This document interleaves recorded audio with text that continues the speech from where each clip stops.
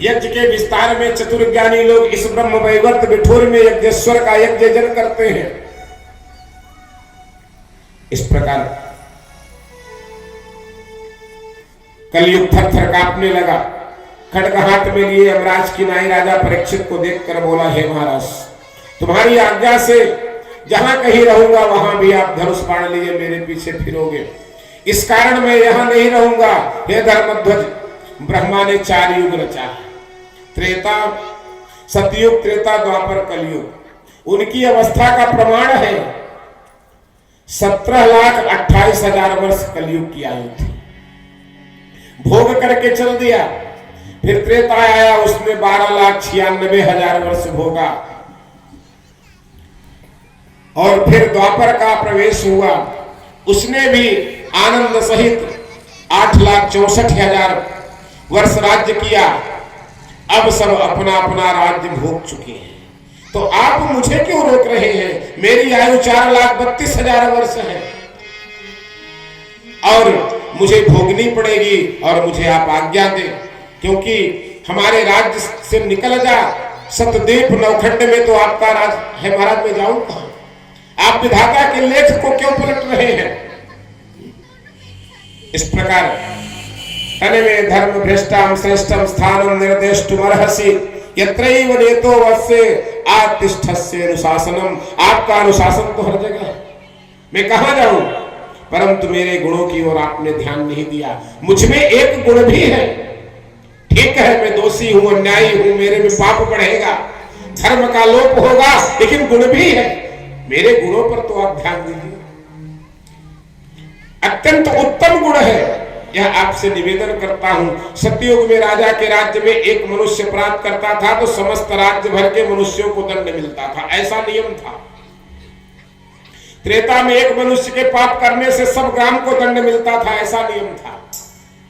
द्वापर में कोई कुकर्म करता था तो उसके पूरे कुटुंब को यातना दी जाती थी, ऐसा नियम था। लेकिन मेरे राज्य में नहीं है महाराज, जो करेगा वही भरेगा, दूसरे को कोई दंड नहीं मिलेगा। तो है सरल कि नहीं? मेरे में गुण भी तो है कि मेरे कारण किसी दूसरे को कष्ट नहीं भोगना पड़ेगा। जिसने पाप किया भोगना उसी को है। राजा परीक्षित संतुष्ट नहीं हुए और उनके मन में दया नहीं आई, तो फिर कलयुग ने कहा, महाराज दीनानाथ, मुझ में एक और बड़ा गुण है, इससे भी बड़ा गुण है मेरे में। बोले क्या? बोलो। सतयुग में तो जो वैकुंठ जाने के लिए 10 सहस्त्र वर्ष तक जप करते थे, तप करते थे, संयम करता था, वही जाता था। त्रेता में मनुष्य बहुत सा धन लगाकर सहस्त्रों यज्ञ किया करता था। द्वापर में मनुष्य कामना पूर्ति के लिए दान, तप, पूजा, ध्यान, भगवान वासुदेव का यजन करता था।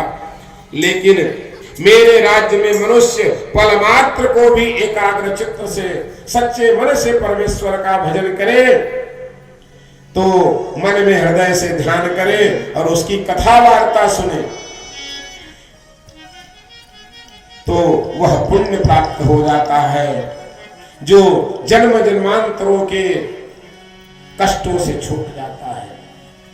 भगवान कहते हैं कि हे दीनवत्सल, मुझ पर कृपा कीजिए, प्रसन्न होइए।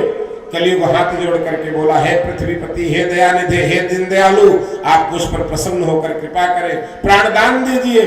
जिस स्थान पर आपकी आज्ञा हो मैं वही रहने के लिए तैयार हूं। इस प्रकार महाराजा परीक्षित ने कहा कि जहां जुआ होता हो, जहां मदिरा बिकती हो, जहां वैश्याएं रहती हो, जहां जीवों की हिंसा हो, ये 4 स्थान तुमको हमने दे दिए। कलयुग ने निवेदन किया, महाराज मेरा परिवार बड़ा है और मेरा इतना बड़ा परिवार छोटे से स्थान में कैसे रह पाएगा? फिर विनती करता हूं कि कृपा करके मुझे और स्थान देने की कृपा करें।